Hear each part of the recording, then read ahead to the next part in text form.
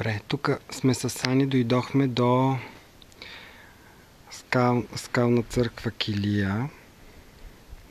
Там отсреща може би е скалния манастир над Хан Крум. Пътечката беше маркирана с зелено. Отклонени отдолу един кръстопът. Тук има нещо като предверие такова.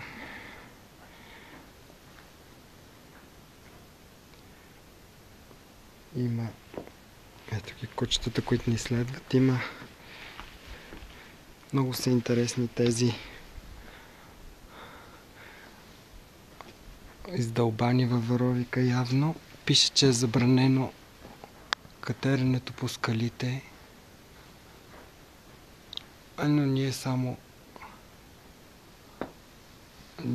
по стълбите ще се катерим.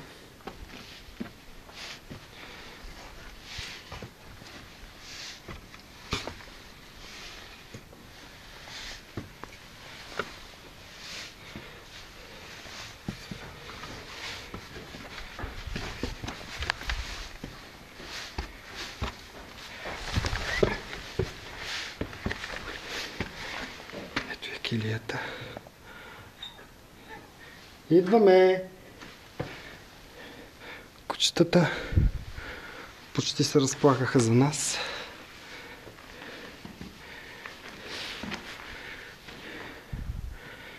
Имаме тук апсида.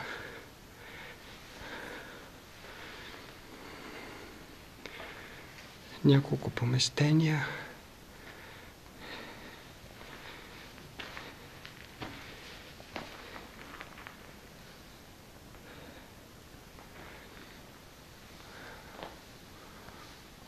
Ох!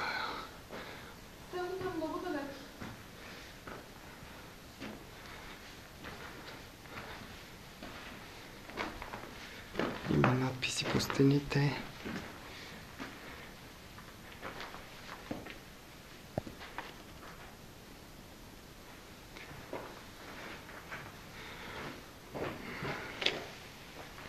Това е святото място. Тук има икони.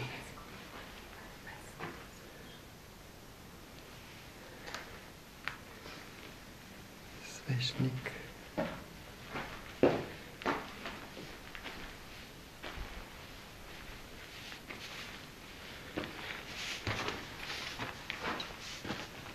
Това може би са някакви гробовни камери.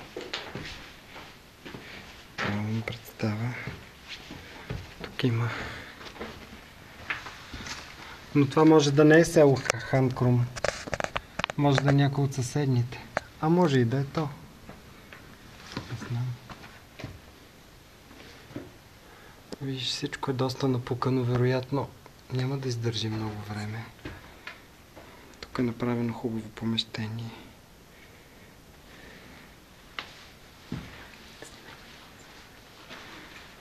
И процеп, от който се качих с стълбата.